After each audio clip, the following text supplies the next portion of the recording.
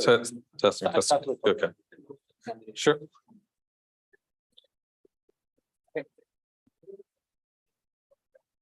Oh, that looks kind of funny up there. The screen up there. Should we? Are you sure?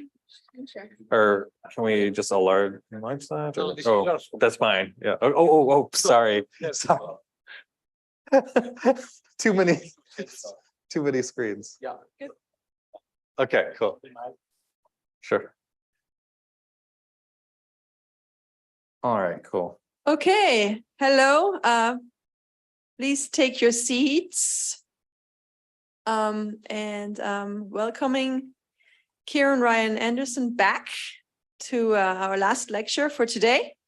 And he will wrap up today's introduction, very, intense introduction to quantum error correction. So, okay. Go ahead, thanks. Cool, thanks. All right, so I will basically start off where Ben left off. However, I'm not a masochist, or at least I don't like writing codes this way. If we take the same code, the torque code, let's see, so we want we want 4 of these things and whatnot. And instead of having the checks on the vertices and the qubits on the edges and the Z checks on the plaquettes, if we put the qubits on the vertices, that's where I like to put them because they look like little points and kind of reminds me of qubits. Then we have these like XXXX checks, ZZZZ. It's the same code, it's just a different representation. Sometimes this is called the medial code, the medial mapping of the code. And we can take this torque code that Ben described, and if we want to do everything in 2D, like some devices is more natural for them, then we can take basically a slice of this torus, and we can just add extra checks along the boundaries, and we get another version of the torque code, this time though the planar surface code. In particular, this is often known as the rotated planar surface code because the first version of it had more checks and you can like slice it in a different way and whatnot, but it's not important. So yeah, this one is a 913 code. So it has 1 logical qubit, unlike the torus that has 2. Here we have, let's see, is this working? So it does go back and forth, but the little magic dot thing doesn't seem to work. Okay, no problem. Sorry.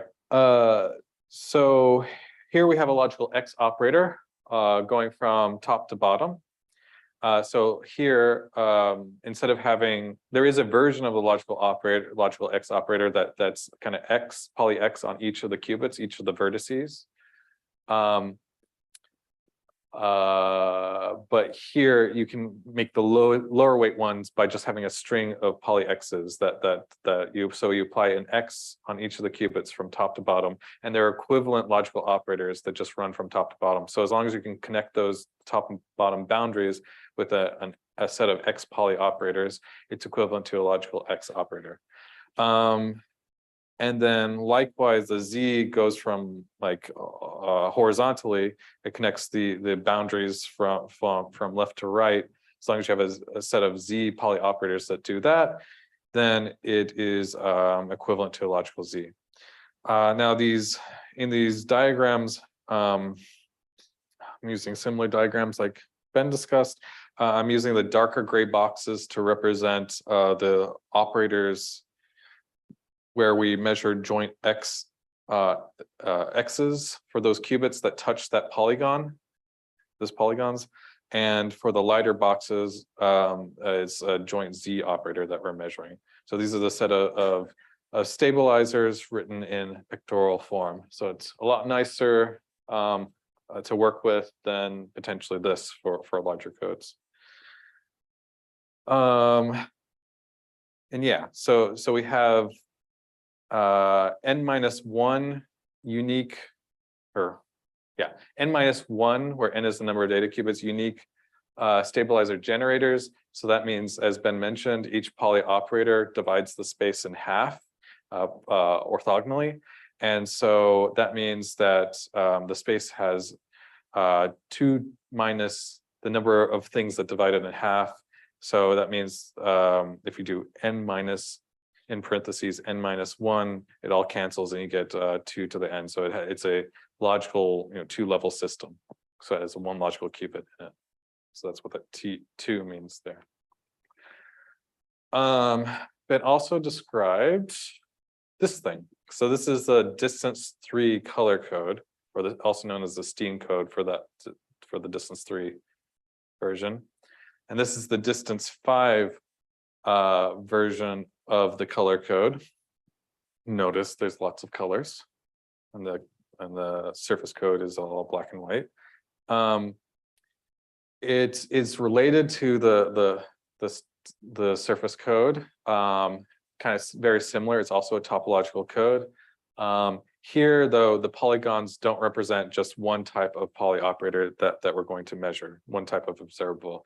It represents 2 types. So, for example, this big, let me attempt, nope, the pointer doesn't work.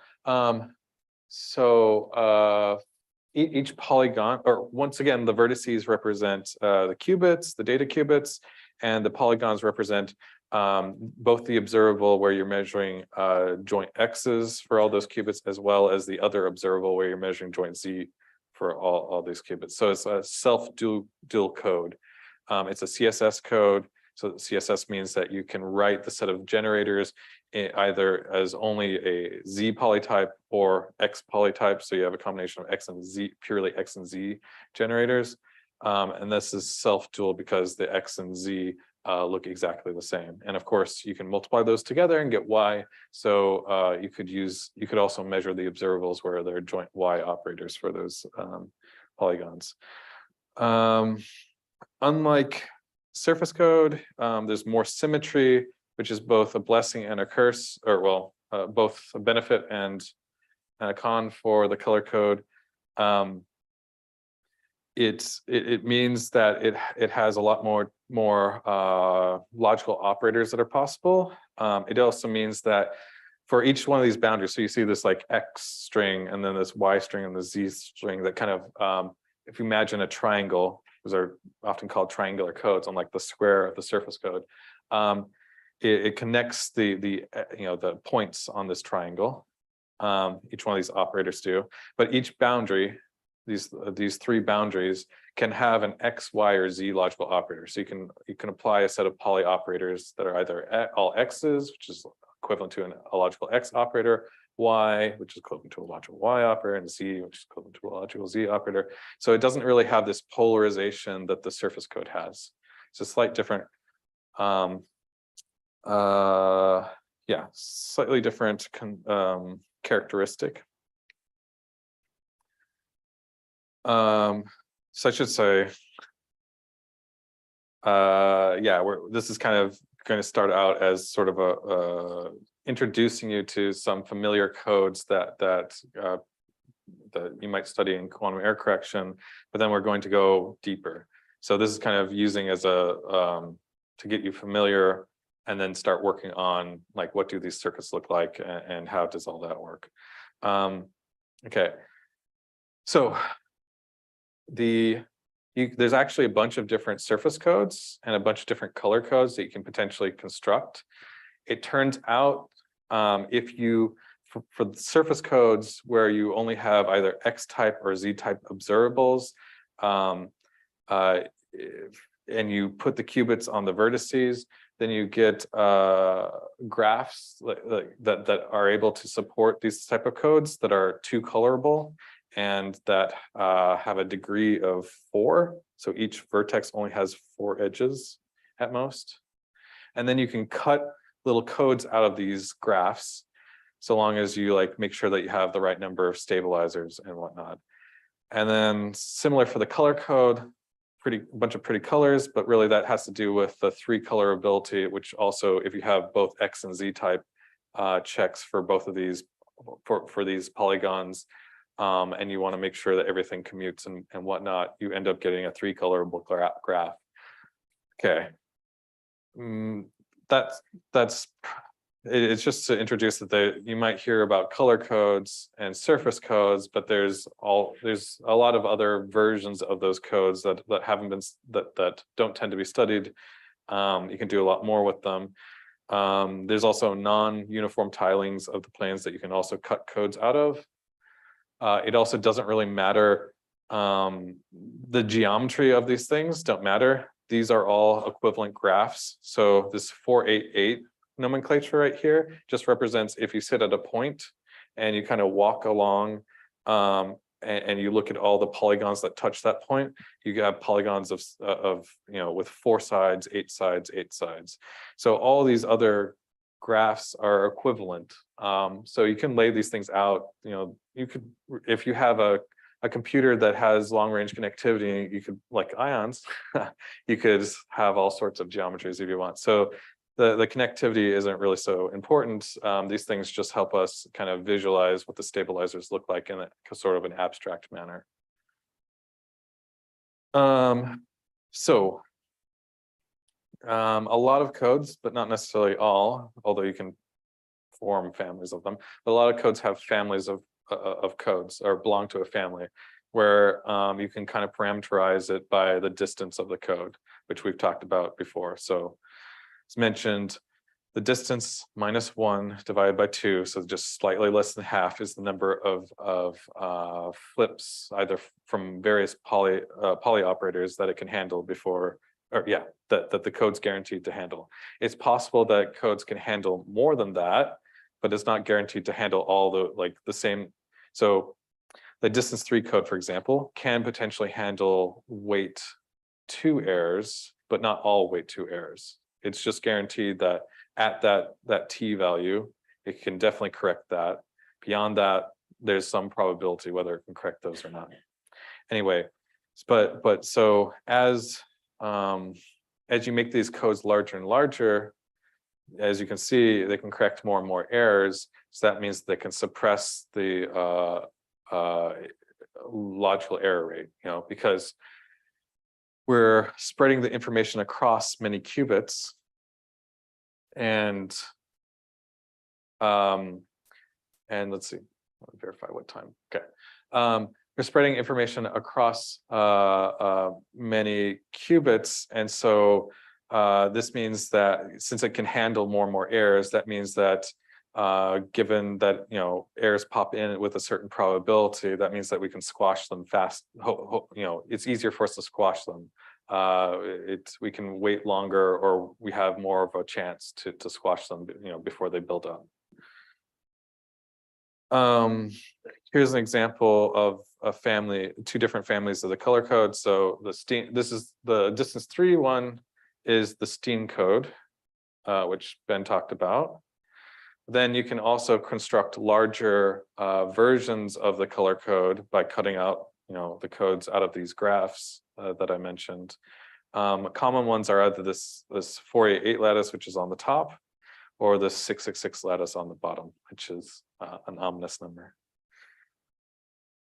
Okay, you might have heard of this word threshold, and maybe you've heard of the concept of a pseudo-threshold.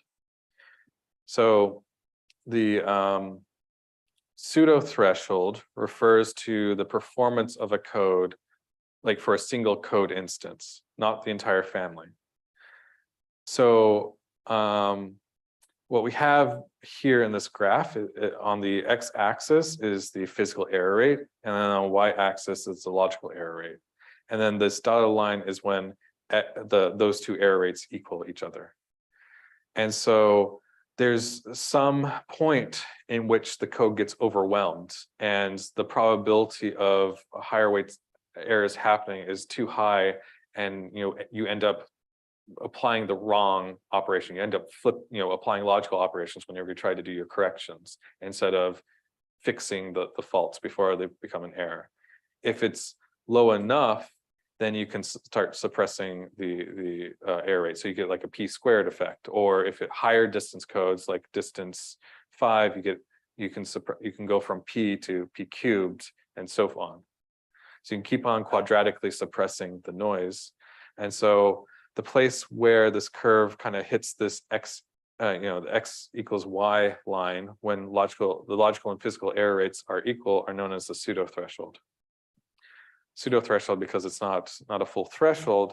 The threshold refers to the family of codes. I sort of kind of mentioned this before with the repetition code, that for the repetition code, as the number of qubits, the number of bits goes towards infinity, then you know that as long as less than half of those bits flip, the majority vote will send you to the right outcome. It is the same sort of idea with quantum error correction codes. What happens is as the distance increases, as I mentioned before, you get steeper and steeper slopes. So you suppress the noise more. So you get higher power, you go from, as I mentioned, P squared, P cubed, P to the fourth, and so on. And eventually, as the distance goes towards infinity, effectively you get a step function. And so that dotted line where that step function is tells you that so long as the physical error rate is lower than that, there's some arbitrarily large code in which you can arbitrarily suppress the noise.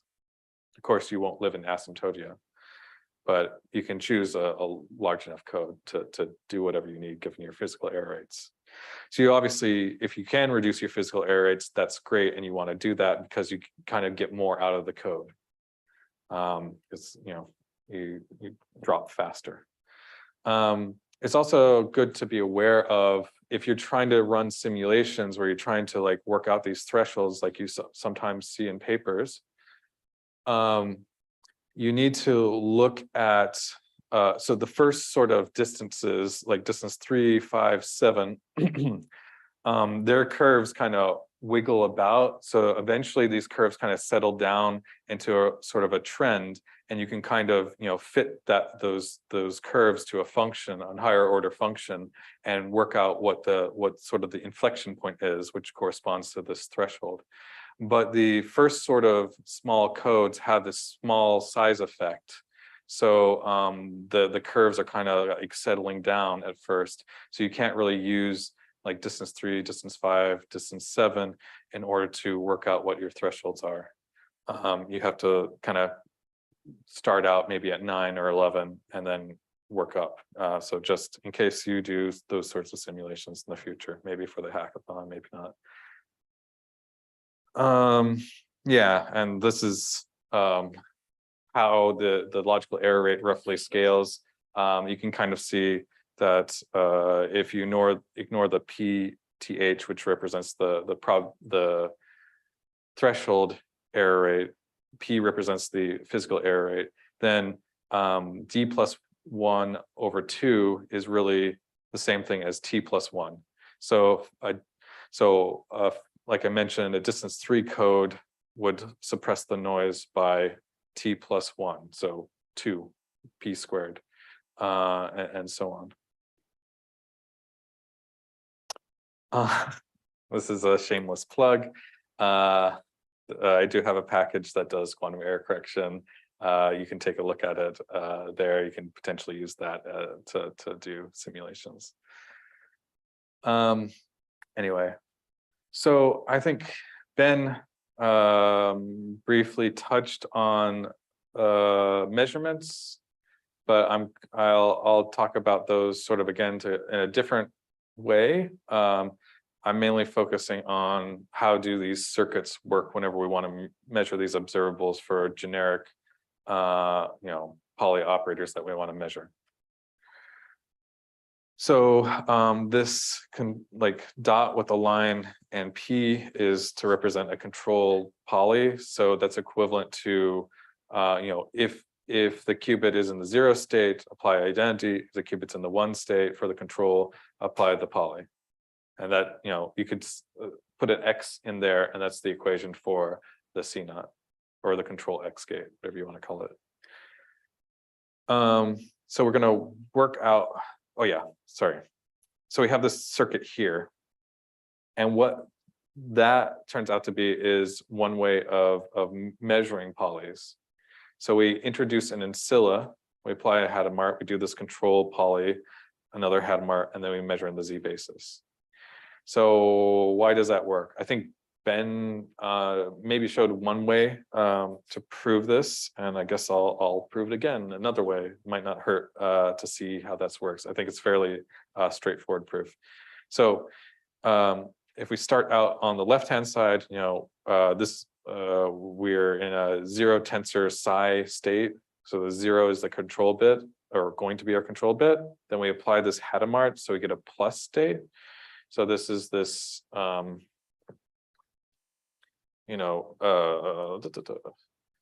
this thing that's just, we've seen it a bunch of times. This is the plus state. This is superposition of 0 and 1. And then if we apply this control polygate, we see that we leave psi alone if it's, so I'm doing a couple of steps. First, I'm converting plus into a superposition of 0 and 1. And so if it's 0, we don't apply the poly, we just do identity. So we just have psi. So that's that first part. And then if it's 1 here, then we apply the poly according to that equation above. Okay, hopefully that's straightforward. And then we apply the Hadamard again. That means we flip the control bit, and that minus state is just, if we put a minus here instead of a plus. And then if we move that square root from the plus and minus states over to the side to multiply it with that 1 over the square root of 2, then we get that 1/2. And then here I'm just just rewriting plus and minus as 0 plus 1, and then over on the right hand side 0 minus 1. So I'm just substituting things in. So we get that. And now we're going to rearrange the equation where we pull out the part where it's all zeros. So we see a 0, for each one of these 2 terms, we see a 0 in front. So I'm just going to group those over to the side. And I'm going to group the 1 over to the other side because we're getting ready to measure in the Z basis. So it's convenient to do that. And then I can pull the operators away from the psi. So, the first term is psi plus p times psi. So I can just write that as I plus identity all times psi. And then on the other side, I minus p times psi. Hopefully that's straightforward. Just a bunch of algebra steps and substitution. And we're just getting ready to see what happens if we measure in 0 and 1. So if we measure in 0, 1, if we get a plus outcome, it's in that we know that we collapse to the state where the qubits, the control bit is 0, and if we can get a minus, we collapse where the control bit is a 1. So that's just taking the same equation above and just based on those two conditions, we get those outcome. And I'm ignoring maybe some normalization going on. And we've seen these 1/2 plus or minus p before from Ben.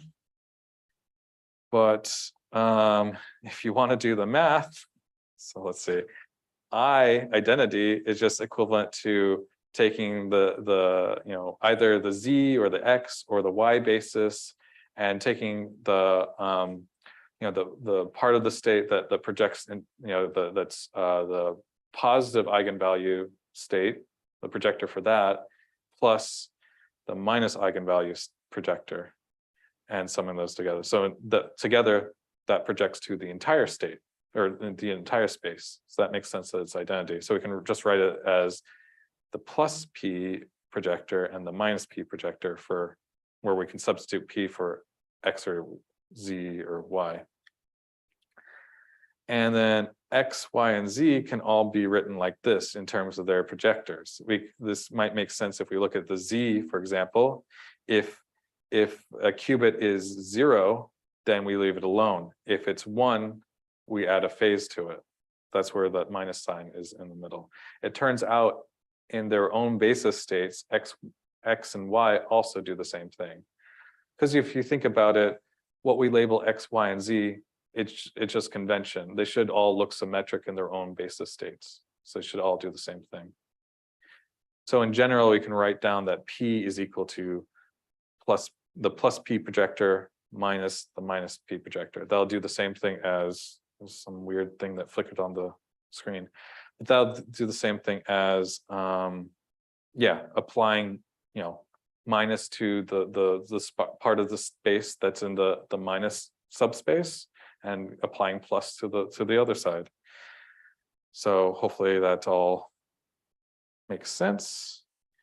And then we can do a bunch of math and substitute those values in. And it turns out that this is indeed, you know, one half plus P is indeed the projector for the positive space of the poly operator, and 1/2 I minus P is the minus side of this.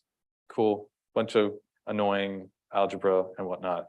But in the end of the day, who cares about that math? What it tells you is that this circuit, you know, just through a few simple steps, we can show that what this circuit really does is it projects us into the plus subspace of the poly operator, or the -1, based on whether we get, you know, +1 or -1.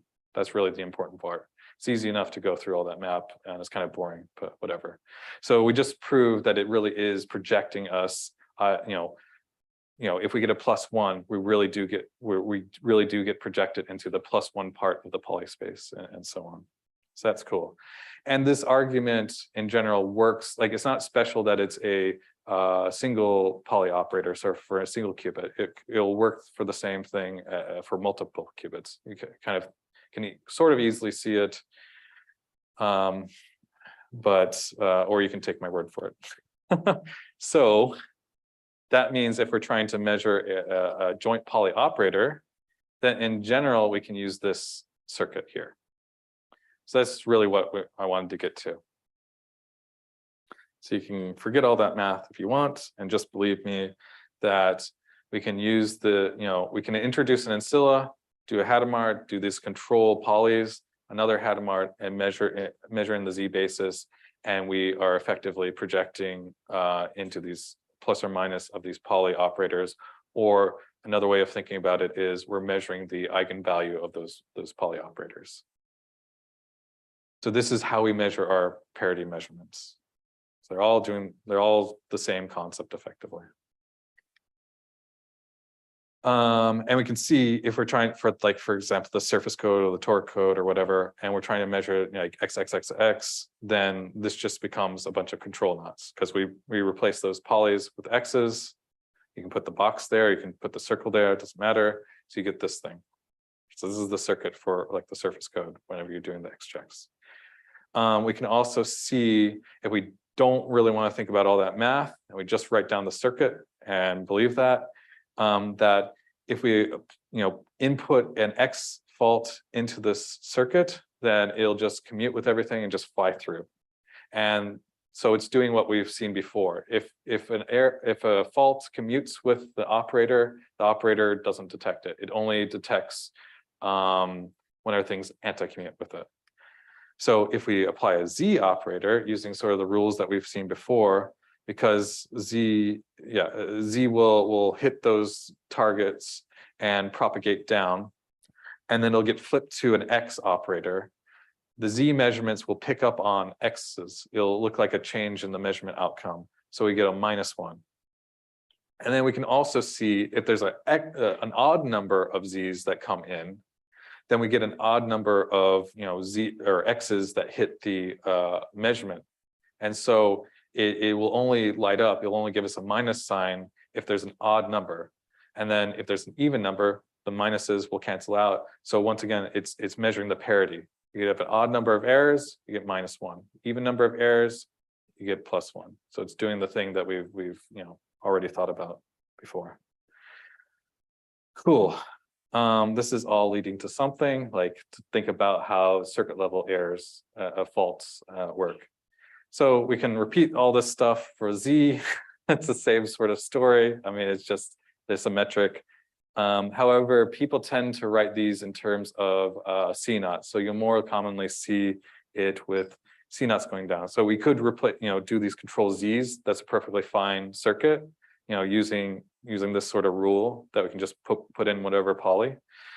But people tend to put in these identities, these Hadamards, Hadamard types Hadamard between each one of these gates in order to convert it into a bunch of CNOTs that point down. So if the CNOTs point down towards the ancilla, it's a Z check. If the CNOTs point up, it's an X check. And then same sort of thing. We've already seen this effectively.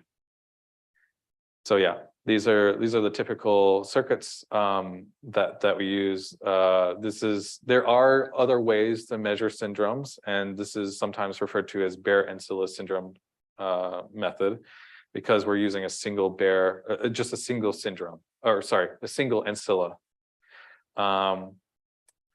There are, as I mentioned, there's other ways like Shor-style syndrome extraction, Steeden-style syndrome extraction, Neal-style syndrome extraction. They require more ancillas so they can be more overhead. They have different advantages. They can, a lot of them require you to measure operators more than that you would with the bare style. Although some of them have single shot. So there's much more to read, but typically people study the bare style syndrome extraction. So we'll forget those other styles, but just to make you aware, there are other ways to do this too. So it's not unique. So go back to this. Oh yeah, what about, so far we've only considered input faults into these circuits. What happens if that doesn't occur? What if we put an X here? We see that the X in this X check is X parity measurement that we're trying to measure. The X fault will propagate up, and then it'll go over to the Hadamard on the measurement branch. It'll flip to a Z. Z commutes with Z, so it doesn't actually doesn't flip the measurement result, and so it's still +1. So you don't get any alert that a fault has happened. But not only do we not get an alert about it, but we get a weight 1 thing happening, a weight 1 error or fault happening, becoming a weight 2 fault. That doesn't sound good, because that potentially can lower the distance of our code. It's effectively as though we have, with probability P, we have a higher weight things occurring. So that means that we need a larger code to deal with that potentially.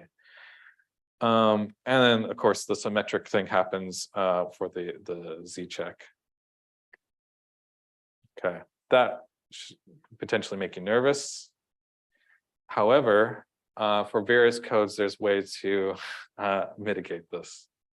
So for a while, it was believed that you just have to deal with this and make larger distance codes.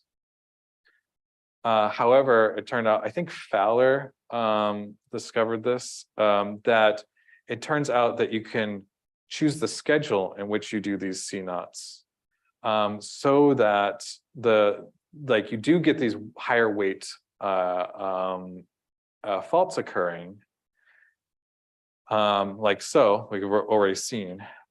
However, you could, by choosing the schedule, you can make sure that these CNOTs, you can measure all these operators in parallel, and you can also make sure that you choose the direction in which the faults occur. So if we zoom up, so that over on the left-hand side, we kind of see a little bit of the X operator running up, and then that purplish thing that's supposed to represent an error is perpendicular to it. So that's an X error that's growing perpendicular to the logical X operator. And then the green fault here is a Z type fault, but it's also perpendicular to the logical Z operator. So essentially, we're not growing the errors in the direction in which they would lead to a logical error. It kind of looks like if you look in the right direction, that's a weight 1 thing, effectively, in that dimension. Also, I should mention that you can also think of the surface code also like a repetition code, where you're taking the bit flip and phase flip code, and you kind of see it along the edges, and then you're kind of doing like a Cartesian product of the two. So there's like, by learning the repetition code, you kind of see it all over the place as well in other codes. Okay, what about this the color codes or the Steen codes? Also, for a while, even longer, because they're less studied than the surface codes, people thought we had to deal with these bad errors. These bad errors are sometimes known as hook errors because they kind of go up and over, kind of like a hook. So we do know, of course, using the same sort of circuitry, if you have an X input error, then it propagates down this is a Z check. We see the CNOTs going down. The X error on this Z check will propagate down, and the Z check will detect this X error. And so in this code, for example, the X error is being applied to qubit 7 over in the corner, and it anti-commutes with this red Z check. It flips it to a -1. And so that kind of like locates effectively, assuming that it's a low weight error, where the X error occurred. However, what happens if we measure this X check and an error occurred like we saw before in the middle of the check? Okay, it propagates down, and once again, it's silent.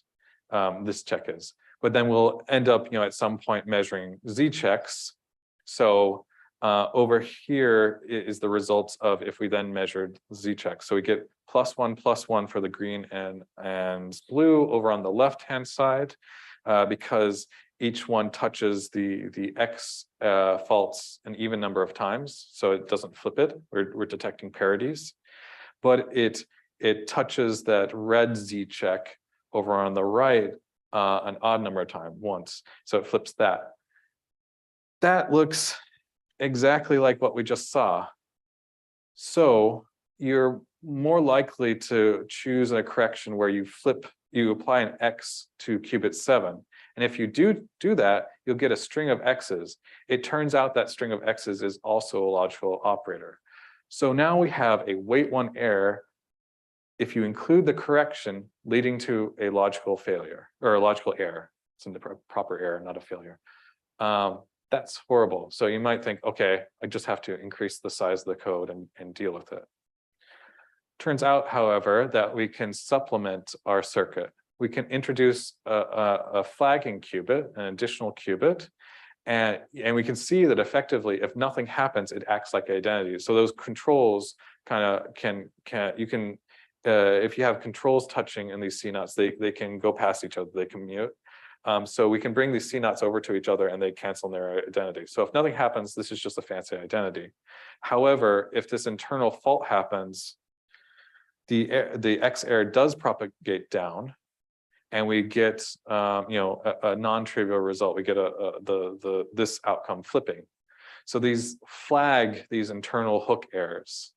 So this allows us to modify our circuit and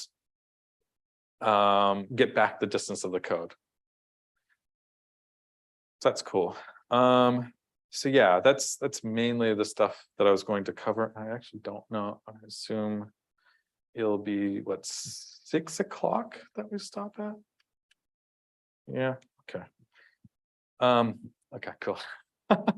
So that's mainly what this kind of shows how you have to deal with fault tolerance. So there's a lot of people that will use the phrase something is fault tolerant if you're kind of in the regime in which the code is suppressing noise.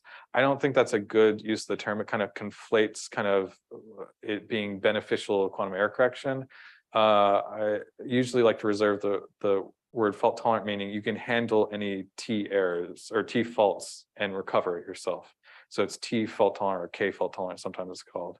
And that's a better, annoyingly, you'll see this even by people that know stuff, that they'll use the same word fault tolerance to mean 2 or maybe 3 different things. And that's kind of an annoying thing in the field. So sometimes you have to be clear about what they actually mean.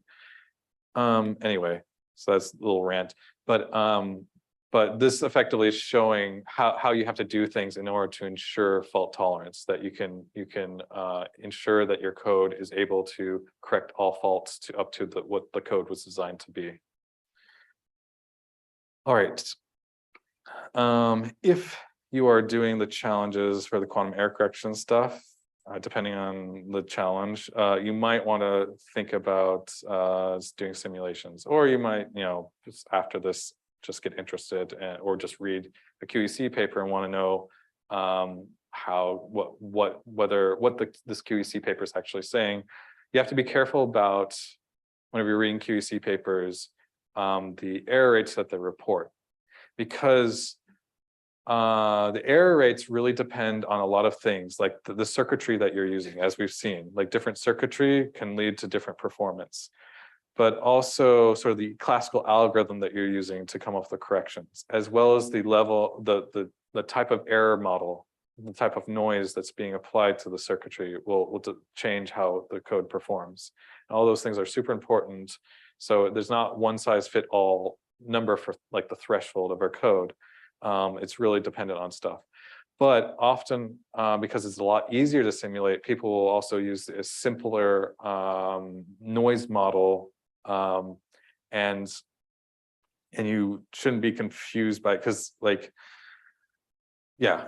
just go through. So this is a list of different common noise models from easier to harder, and they typically, the thresholds will be higher and then quickly drop as you look at more and more details.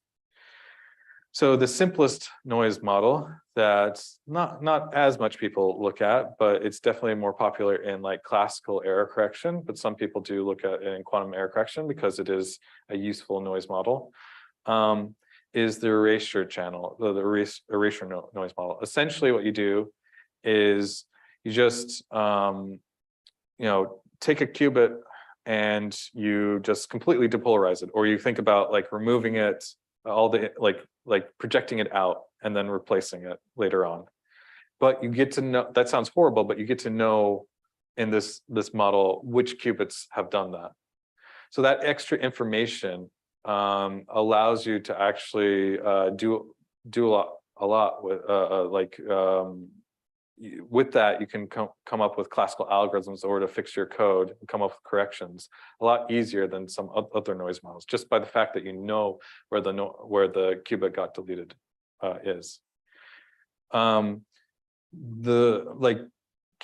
If this happened in an actual physical device, you have a way to herald whenever errors happen. That helps you out a lot, because as mentioned many times, the quantum information in these codes is spread across the code, and there's many different logical operators, and so you can actually start deleting parts of the code, and as long as you are able to reset them and remeasure these checks, which project you back into a code space, then you can recover from it, so long as you don't delete too much of your code.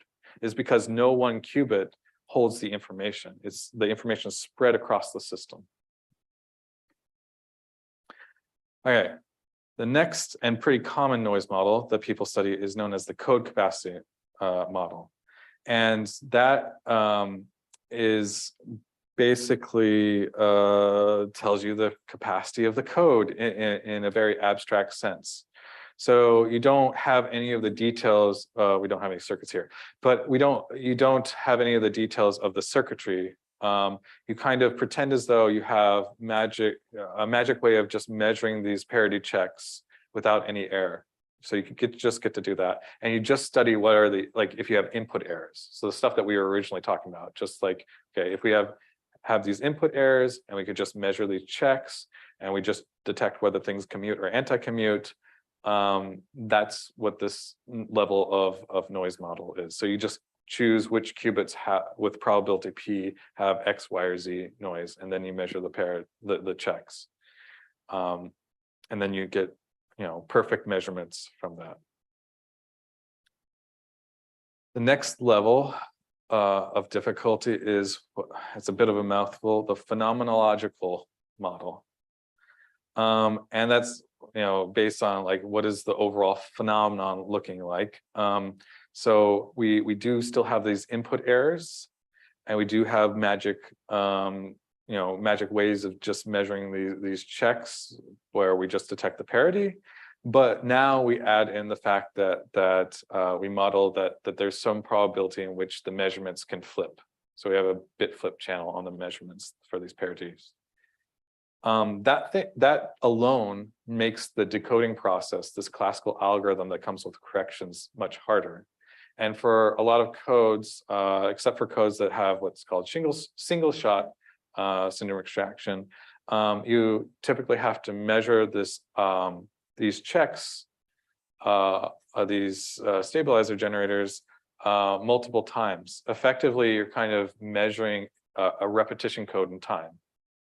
You're just repeating it, and you could do the majority vote on those things, but there are more complex algorithms in order to do with the correlations and all sorts of stuff. So you effectively do a repetition code in time. So the repetition code, once again, is popping up just by the fact that you have these measurement flips happening. It's because you can't rely on the actual measurements, so you have to have to deal with correcting the measurement outcomes as well. And then we get, of course, to the circuit level, which modeling, where we start applying noise at the circuit level. So you actually start to care about what your device actually is doing. And there's various levels in which people actually run these models. So even given the circuit model, traditionally in the past, people have just looked at the depolarizing channel. However, we and others are starting to model more exotic noise like leakage and crosstalk and coherent noise and so on to model what devices actually look like. And that can, of course, change the performance of codes. But in a more simple, even for that system, generally what you do is you like for each one of your ideal gates, you have some error channel that you then apply afterwards. So initialization, you might do a bit flip or something. Single qubit unitaries, you might apply some random poly or something else. 2 qubit unitaries, same sort of story. Measurement, you might apply some poly before it if you like resetting the qubit, or kind of equivalently, you could do a bit flip on the measurement results and so on. So this is far more accurate, and you can if I remember right, the color code has a code capacity threshold of 20%. And then the surface code has a code capacity threshold of around 10%. So the color code's better there. But then due to the complexity of the circuitry, once you start looking at all of that, the surface code tends to have, depends on who you read and the level of modeling that they're doing, but around 0.8% threshold once you look at the circuit. So it's gone from 10% to 0.8. And then the color code is around 0.38 or something, roughly 0.4%. So half the threshold at the circuit level compared to the surface code. So it's dropped significantly, and what was better, seemingly a better performing code is now less performing. Although there's constantly advances in like the classical decoding algorithms, which can potentially improve the results. So it's things can change in the future, which codes perform well, and so on. Looks like we have 7 minutes. Okay. Probably won't say, yeah. So I mentioned before that if you do start adding in noisy measurements, which everything starting from the phenomenological model on then you have to deal with decoding in space-time. So a common decoder that people study is min-weight perfect matching decoder. You could try to encode all this stuff in a lookup table, like we mentioned before, where you just kind of like write down the set of syndromes you might see, and then what corrections might you apply. However, because obviously, if you have here I'm using n to be the number of syndromes that you're measuring, but if you're measuring the syndromes multiple times, and there's I guess really it's you'd have to multiply the number of time steps times the number of actual syndromes, and the number of syndromes actually grow based on the distance, usually d squared, or depends on the code. Like this blows up really fast, and you can't really compute these things. So you have to use an algorithm, not just store the stuff in memory, but actually an algorithm in order to look at these like changes in measurement results. So these nodes here represent flips in the syndromes, and you have to find what is the string of poly operators that most likely cause these flips. That's what that sort of represents. I won't go into all that. Okay, let's see. 6 minutes. I guess I could either leave for questions or just keep on going.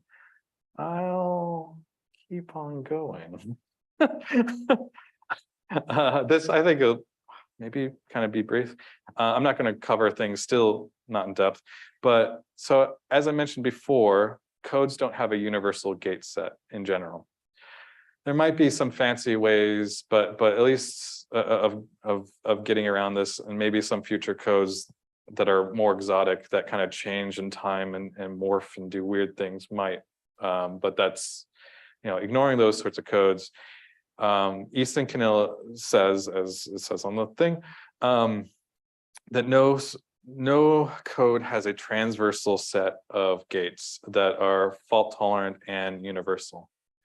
So that means we'll talk about what transversal means. It's essentially that you're applying a single layer of gates. So you don't have a deep set of gates that you're applying in order to apply these logical operations. You're just doing like one operation per data qubit, up to that, maybe less even. So you don't have these simple transversal gates that give you a universal set. So that means effectively that you have a discrete set of gates that you have to do for a particular code. But that would be a bummer and kind of mean that the QEC game is all over and done with if there weren't workarounds. So of course there are ways to go around, like this Easton Canilla and other no-go theorems. A common thing that people look at is what's called magic state distillation. So there is a actual proper phrase called magic in quantum error correction. And there you could also potentially, because no one code has a universal set, you can potentially use more than one code to kind of fill each other, to fill up the set of gates that you need in order to construct a universal gate set. So you can potentially do code switching, where you use one code to do certain gates, and then you switch the information over to another code. That's potentially complicated, and there have been papers that kind of show that magic state distillation might still have lower overheads, even if you do those sorts of things. But I mean, it's still an active area of research. There's other things like feasible fault tolerance that also get around it, and so on.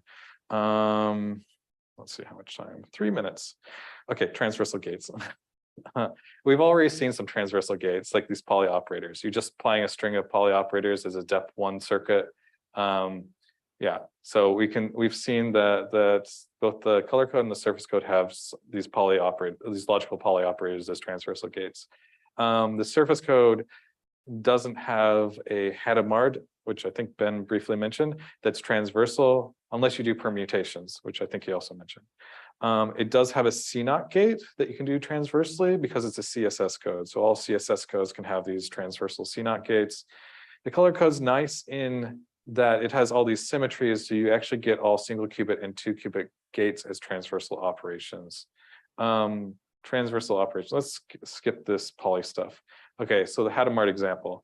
If we apply Hadamard to all the data qubits, then these X checks become Z checks, and the Z checks become X checks. It switches the poly type. And then what was our X operator becomes our Z operator because it becomes all Z's and vice versa. So it is on the logical level switching between X and Z like the Hadamard should do. So it is a logical Hadamard. However, you notice that the code has now effectively rotated, and we typically want the code to be back in its original state. So if you're in a fixed 2D geometry device, then you might have to do a set of operations to do those rotations. Or if you're in Eintraps, and you kind of get it for free because you don't really care like the labeling, you just move things to gate zones. So we can see if we do somehow, however we do it, rotate the code around, we get the same thing as the original, except the X is over on the other side. However, as I've mentioned before, any string that connects the top and bottom boundary is equivalent. You can multiply by stabilizers to get to move the thing over, and it still has the same logical information. So we've gotten back the code, and we have indeed done the transversal Hadamard. The color code can do it, and it doesn't need to move things around because X's and Z's are symmetric. So everything's symmetric, and you're good. And all the boundaries can have the same sort of poly X, Y, and Z type stuff. So you're all good. 1 minute. Okay. In 1 minute, I can explain well, maybe not 1 minute, but close to 1 minute, I can explain the transversal CNOT. So how do you entangle two code blocks? So there are other ways to do these entanglements, as mentioned before, but we'll just focus on the transversal gate because it's a lot simpler. So the transversal gate for all these CSS codes, all you have to do is, as Ben mentioned, you put these the corresponding CNOT in one block, that's your control block, that's representing one of your logical qubits, to the corresponding qubit in the other block, that's your target block. So it's sort of like this. So we have two codes, and we're just stringing CNOTs between them. And by these rules, we can see that we'll take that X logical string, and the X, having these CNOTs, I'm just concentrating on the CNOTs in the boundary. There's CNOTs everywhere that's touching the corresponding qubits. I'm just highlighting the CNOTs on the boundary. But using the rules of the CNOTs, you get the X to come down. And so we get, the X, logical X on the top to be logical X on the top and bottom. And so on, like the logical X on the bottom remains the same, doesn't change, is there. So we get the same sort of rules on the physical that we see on the physical level, on the logical level, by doing these sets of operations. Cool. And the same sort of story on the logical level, but in the reverse, for the Z side of things, but in the reverse. And now, okay, I'm over time, but I'm almost done. If we have two like X and Z checks on the top and bottom, so S1 and S2, if we apply the CNOT between all the qubits, then we do get a doubling of like S1 because the X flow down. But as Ben has mentioned, we can rewrite our generators where we can just multiply stabilizers by each other. And so if we just multiply S1 by S2, and S2 hasn't changed because it doesn't flow up from the target, then we get back to the original S1 prime in this case, and S2. So we get effectively the same original stabilizers, and the same sort of story for the Z thing, but everything flows in the opposite direction. So I'll share these slides, and you can see that at least here's a quick proof of why CSS codes do have transversal operations that entangle code blocks. Sorry for going a couple of minutes over.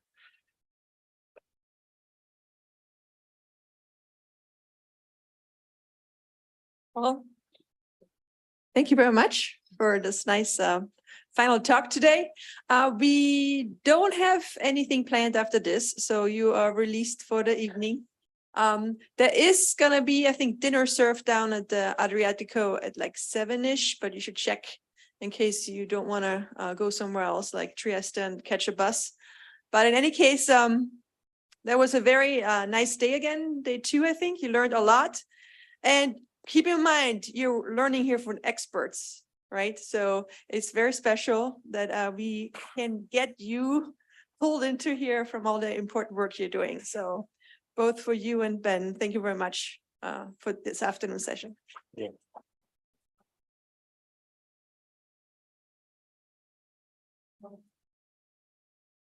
Food time. It's food time.